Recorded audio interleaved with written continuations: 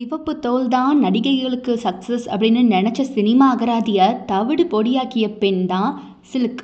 போதையூட்டும் விழிகளால 2 சதாப்த ரசிகர்களை கட்டி போட்ட கருப்பு நிறத்தழகி. ஒரே ஒரு வார்த்தை, ஒத்த வார்த்தை தான். அந்த ஒத்த வார்த்தைக்கே 80s 90s ரசிகர்கள் தூக்கத்தை தொலைச்சு கிறங்கி கிடந்தாங்க. அந்த வார்த்தை சில்க். தெலுங்கு விஜயலட்சுமிய மலையாளம் ஸ்மிதாவாக்கியது. அவரை பட்டு போல வாரி அணைச்சு சில்க் ஸ்மிதா ஆக்கி கொண்டது தமிழ். வறுமை சின்ன வயசுலயே அவங்கள ரொம்பவே துரத்துச்சுன்னு சொல்லலாம். திருமண வாழ்வில் தள்ளப்பட்ட சில்க் குடும்ப பிரச்சனையால ரொம்பவே பாதிப்படைஞ்சாங்க. அந்த குடும்ப பிரச்சனை துரத்தியதால பிழைப்பு தேடி ஓடி வந்த சில்க் சென்னையில தான் வந்து நின்னாங்கன்னு சொல்லலாம். சில்குடைய மொத்த பிழைப்புமே ரொம்ப ரொம்ப சோகமயமானது. சில்க் ஸ்மிதாவுக்கு காட்ஃபாதராக நடிகர் வினோத் சக்கரவர்த்தி. அவரே தாங்க. எல்லாவித போலீஸ் பண்ணையார் வேஷத்துக்கும் பொருந்துவாரே அவரே தான். அந்த நடிகர் தான். அவர் இருந்த காலகட்டத்தில் மட்டும்தான் சில்க் கொஞ்சம் நிம்மதியாக இருந்திருப்பாங்கன்னு சொல்லலாம். சினிமாவில் டச்சப் கேலாக இருந்த சில்கை வண்டி சக்கரம் படத்தில் அறிமுகம் செஞ்சவர் தான் அவர். வினோத் சக்கரவர்த்தி அறிமுகம் செஞ்சார். அவ்வளவுதான். அந்த இடத்துல தான் சில்குடைய அந்த முன்னேற்ற கொடி நாட்டப்பட்டுச்சுன்னு சொல்லலாம். எல்லா தயாரிப்பாளர்களும் விநியோகஸ்தர்களும் சில்க் இந்த படத்தில் இருக்காங்களா, சில்குடைய பாடல் இந்த படத்தில் ஒன்றாவது இருக்கா அப்படின்னு கேட்டு அவங்களுடைய கால் ஷீட்டுக்காக வெயிட் பண்ணுற நிலை தான் தமிழ் சினிமாவில் இருந்துச்சான்.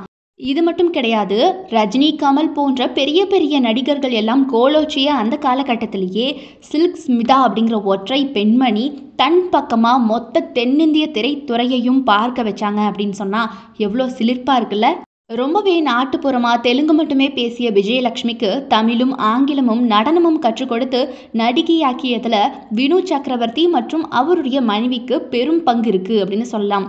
வண்டி சக்கரம் படத்துல சில்க் ஸ்மிதாவுடைய வேடம் சாராயம் விற்கும் பெண். படத்துல இவங்களுடைய பெயர் சில்க். வா மச்சான் வா வண்ணாரப்பேட்டை இந்த பாடல் பட்டி தொட்டி எல்லாம் சக்கை போடு போட்ட பாடல். முதல் படத்திலேயே விழி மொழியாலும் உடல் மொழியாலும் ரசிகர்களை கட்டி போட்டாங்க சில்க் ஸ்மிதா. அப்புறம் என்ன, ரசிகர்கள் ரிப்பீட்டுன்னு கேட்குற அளவுக்கு பைத்தியம் பிடிச்சி போகிற அளவுக்கு சில்க் ஸ்மிதா ஆட்டி படைச்சாங்க சினிமா உலகத்தையே. 17 வருஷத்தில் 5 மொழிகளில் சில்க் ஸ்மிதா நடித்த படங்களுடைய எண்ணிக்கை 400 தாண்டும். ஆண்டுக்கு சராசரியாக 20 படங்கள். 1980களில் துவங்கி 1990களின் இறுதி வரை இவருடைய ஆட்டம் மட்டும்தாங்க. அந்த சமயத்தில் வந்த படங்கள்ல எல்லாமே ஹீரோ ஹீரோயின் கதைன்னு ஒரு பக்கம் போகும், காமெடி தனி ட்ராக்காக இருக்கும். மொத்த படத்துக்கும் சுவை கூட்டி கல்லாக்கட்டை வைக்கக்கூடிய அஜினமோட்டா இந்த கவர்ச்சி நடனம். அதுவும் கவர்ச்சி நடனம் அப்படின்னாலே நீங்கள் கண்டிப்பாக ஒரு பாட்டுக்காவது சில்கை நீங்கள் புக் பண்ணியே ஆகணும், அவங்க கேல்ஷீட்டை வாங்கிட்டு வாங்கன்னு நிறைய ஹீரோஸும் நிறைய தயாரிப்பாளர்களும் விநியோகஸ்தர்களும் அடிச்சுக்கிட்ட காலகட்டம் அப்போவே இருந்துச்சான். அன்றைய திரை விருந்தின் உச்சம் நம்ம சில்க் ஸ்மிதா அப்படின்னு சொல்கிறாங்க. 1980களில் ரஜினி கமல் முன்னேற துவங்கிய காலகட்டம் அது. அப்போது அவர்களின் படங்கள் எல்லாமே வசூலை வாரி குவிச்சதுல சில்க் ஸ்மிதாவின் பங்கு முக்கிய பங்குன்னு சொல்லலாம். பாயும் புலி, 3 முகம், தனிக்காட்டு ராஜா, தாய் வீடு, தங்கமகன், 3ஆம் பிறை, சகலகலா வல்லவன் இப்படி பல படங்கள்ல சொல்லலாம். அவர்களோட சில்க் ஸ்மிதா ஆட்டம் போட்ட ஆடி மாதம் காத்தடிக்க, நேத்து ராத்திரி எம்மா, பொன்மேனி உருகுதே, இன்றளவும் பார்த்தீங்கன்னா சுண்டி இழுக்கும் பாடல்கள். இன்றைய ரசிகர்களுக்கு கூட இந்த பாட்டையெல்லாம் கேட்டால் என்ன பாட்டுடா, சிலுக்கு சிலுக்கு தான் அப்படின்னு சொல்கிற அளவுக்கு இருக்குன்னா பார்த்துக்கோங்களேன். கதாநாயகிகளுக்கு இணையாக இருந்ததால தான் 3 வேடங்களில் நடிக்கக்கூடிய வாய்ப்பு அவரை தேடி வந்துச்சுன்னு சொல்லலாம். படத்துடைய பெயரும் அவர் பெயரும் மட்டும்தான் அந்த இடத்துல ஒலிக்குமா, அதாவது சில்க் சில்க் சில்க்.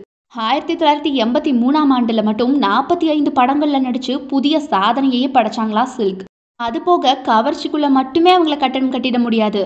தியாகராஜன் ஜோடியா பாரதி ராஜா இயக்கத்தில் அலைகள் ஓய்வதில்லை, நீங்கள் கேட்டவை, அடியே மனம் நில்லுனா நிற்காதடி பாடல், பிரபு ஜோடியாக கோழி கூவுது படங்கள்ல எல்லாம் இணை கதாநாயகியாக நடித்து படம் முழுக்க அருமையான நடிப்பை வந்து கொடுத்துருப்பாங்க சில்க். கதாநாயகிகளே கவர்ச்சி நடனங்களையும் கையில் எடுத்ததால் வாய்ப்புகள் சில்க்குக்கு குறைஞ்சாலும் கூட பார்த்தீங்கன்னா சில்க்குடைய அந்த கிரேஸ் இருக்கு இல்லையா, அது ஒருபோதும் குறைஞ்சதே இல்லையா.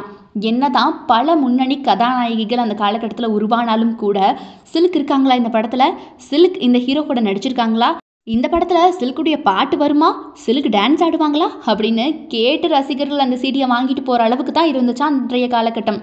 அப்புறம் 1990களுக்கு பிறகும் கூட அவருடைய கொடி மட்டும்தான் அங்கே பறந்துச்சான். பாக்யராஜ் ஜோடியாக அவசர போலீஸ் 100, அப்புறம் பாண்டியராஜனின் பாட்டி சொல்லை தட்டாதே, பிரபுவின் பாண்டித்துறை போன்ற படங்கள்ல எல்லாம் சேலை கெட்டப்பிலும் கூட ரசிகர்களை கவர முடியுண்டா அப்படின்னு நிரூபிச்சிருக்காங்க சில்க். சில்க் அப்படின்னு சொன்னாலே அந்த கிறக்கமான போதையூட்டும் கண்கள் போதாதா, பூ கண்ணழகின்னு இன்னைக்கும் கூட அந்த பேர் அவங்களுக்கு மட்டும்தான் பொருந்தும். 1980 1990களில் பானை உடைத்தல் போட்டி பல கிராமங்களில் நடக்கும். அதுபோக கிராமங்களில் பொங்கல் சமயங்களில் மங்கைக்கு திலகமிடல் அப்படின்னு சொல்லிட்டு ஒரு போட்டி வைப்பாங்க.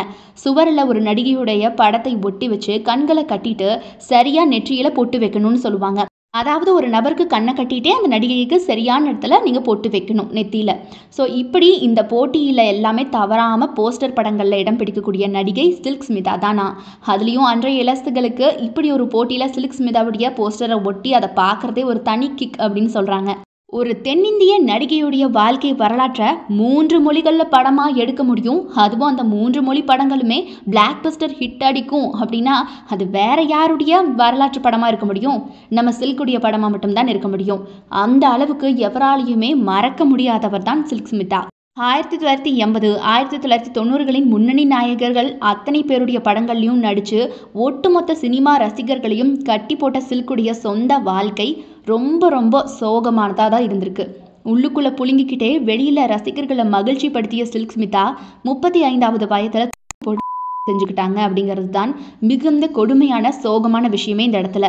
ஆனால் அதுவே அவருடைய பிரச்சனைகளுக்கு இறைவன் அளித்த விடுதலையாக கூட இருக்கலாம் அப்படின்னு அவருடைய நெருங்கிய தோழிகளே சொல்கிறாங்க. அந்த அளவுக்கு நெருக்கடியான பிரச்சனையில் தான் சில்க் இருந்திருக்காங்க. இறந்த நாளன்று கூட சக நடிகை ஒருவருக்கு ஃபோன் போட்டு புலம்பி இருக்கிறாரு சில்க் ஸ்மிதா. அது போக ரசிகர்களின் மனதில் எப்போவுமே அந்த இளம் சில்க் தான் நிரந்தரமாக இருக்கணும்னு ஆண்டவன் நினச்சானோ என்னமோ இப்படி இளம் வயதிலேயே இறந்து போயிருக்காங்க. அது மட்டும் இல்லை, இறந்த பின்பும் கூட சிலுக்குடைய அந்த சடலம் இருக்கும் இல்லையா, அந்த சடலம் இருக்கக்கூடிய இடத்துல பல கொடுமைகள் அவங்களுக்கு நடந்துச்சு, அவங்களுடைய இறந்த உடலுக்கு நடந்துச்சு அப்படின்னு சொல்லப்படுது இன்றளவும் கூட. ஆனால் அது எந்த அளவுக்கு உண்மை, அப்படி ஒன்று நடந்துச்சா நிஜமாவே அப்படிங்கிற சம்பவம் இன்றைக்கும் மர்மமாக தான் இருக்குது. இவங்க சாவுக்கு பின்னாடி நிறைய மர்மங்கள் ஒளிஞ்சிருக்கு, நிறைய மர்ம முடிச்சுக்கள் இருக்குது, அவிழாமல் இருக்குது அப்படின்னு நிறைய பேர் இன்றைக்கும் சொல்கிறாங்க. பட் எல்லாமே தெரிஞ்சும் கூட யாருமே வாயை திறக்காமல் இருக்காங்க அப்படின்னு பல பேர் நிறைய பேட்டிகள்லையும் சொல்லியிருக்காங்க. சில்க் ஸ்மிதா துரோகத்தால் ஏமாற்றப்பட்டிருக்காங்க. சில்க் ஸ்மிதாவை நிறைய பேர் முதுகுல குத்தி இருக்காங்க.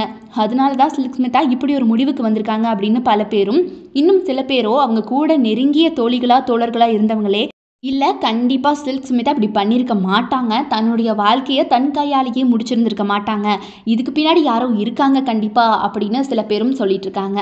இன்றளவும் சினிமா துறையில் இருக்கக்கூடிய ரசிகர்கள் மத்தியில் காந்த கண்ணழகி கண்ணால் கவர்ச்சி காட்ட முடியும் அப்படின்னா அது சில்க் ஸ்மிதா தான் அப்படிங்கிற பேரை வாங்கியிருக்கக்கூடிய நம்ம ஸ்மிதாவுடைய வாழ்க்கை வரலாறு, விஜயலட்சுமியுடைய வாழ்க்கை வரலாறு அப்படிங்கிறது ரொம்ப ரொம்ப சோகம் நிறைந்ததா, கொடுமைகள் சூழ்ந்ததா இருந்திருக்கு.